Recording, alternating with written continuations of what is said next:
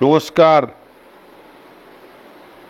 আপনারা সবাই চান সাংসারিক শান্তি যেন বজায় থাকে, কিন্তু আপনার জন্মছকে যদি নানা রকম ডিস্টার্ব থাকে তখন কিন্তু এই শান্তি আপনাদের আসে না।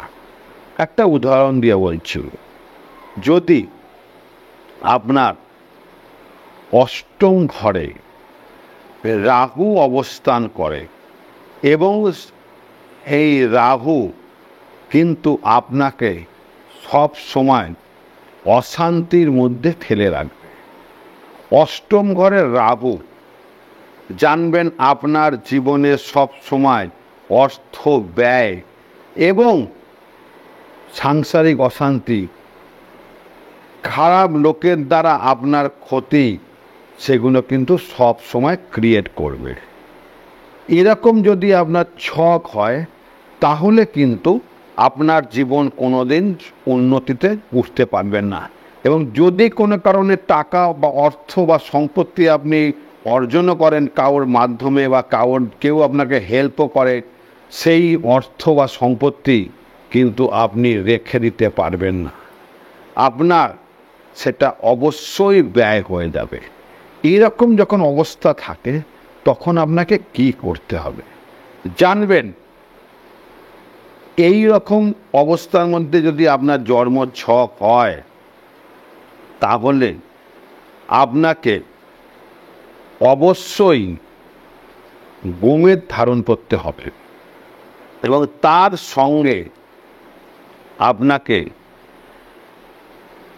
সবুজ তারা যন্ত্রম বা কবচ আপনাকে গলায় ধারণ করতে হবে। তবেই এই রাহুকে শান্ত করতে পারবেন এবং আপনার উন্নতির ক্ষেত্রে যেই বাধাগুলো ছিল সেটা আপনার কেটে যাবে। এবং অবশ্যই খেয়াল রাখবেন, অষ্টম ঘরে যদি আপনার রাহু থাকে তাহলে কিন্তু আপনার প্রেমের সম্পর্ক এবং বৈবাহিক জীবন মোটেই সুখের হবে না। আপনাদের মধ্যে তৃতীয় ব্যক্তির আগমন ঘটবেই এবং আপনার সম্পর্ক নষ্ট হবে। আপনার মনের মানুষ আপনার থেকে দূরে সরে যাবে।